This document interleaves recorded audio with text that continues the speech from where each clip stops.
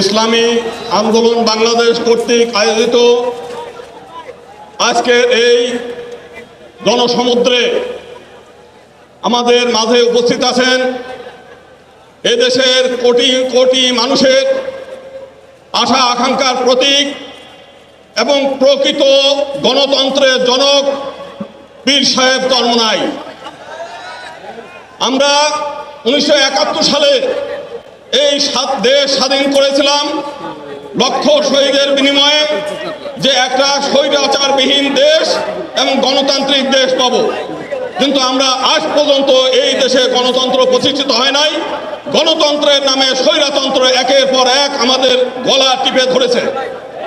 কারণটা হলো এই দেশে এমন একটি গণতন্ত্র আছে যেখানে আপনি 51% ভোট পেলে আপনি ক্ষমতায় যাবেন, আর 49% লোক যারা ভোট পাবে তাদের মতামতের কোনো মূল্য নাই। শুধু তাই না, এমন একটা পজিশন যেখানে মাত্র 30%, যদি বহুদলীয় দল ইলেকশন করে 30% লোক ভোট পেয়ে তারা ক্ষমতায় থাকে, 70% মানুষের উপর নির্যাতন চালায়। এবং আমরা এর আগে আওয়ামী লীগকে একচাটিয়া ভোট দিয়েছি। আমরা কি পেয়েছি? তারা আমাদের সম্পত্তি শত্রু সম্পত্তি করেছে, তারা আমাদেরকে নির্যাতন করেছে, আমাদেরকে ভোট ব্যাংক হিসেবে ব্যবহার করেছে। আমরা এইবার সিদ্ধান্ত নিয়েছি, পীর সাহেব চরমোনাই যে সিদ্ধান্ত দিয়েছে যে পিআর সিস্টেমে যদি ভোট হয় হিন্দু সম্প্রদায় ভোট কেন্দ্রে যাবে, নইলে যাবে এক কথা।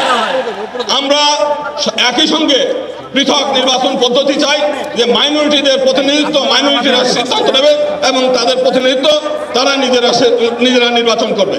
আমরা তাহলে আমাদের শেষ কথা যে পৃথক নির্বাচন এবং সংরক্ষিত আসন এবং প্রতিনিধিত্বশীল গণতন্ত্র পিআর সিস্টেম, এইটা হলে এদেশের হিন্দু সম্প্রদায় ভোট কেন্দ্রে যাবেন, নাহলে ভোট কেন্দ্রে যাবে না, কোনো ভোটে অংশ নেবে না। ধন্যবাদ।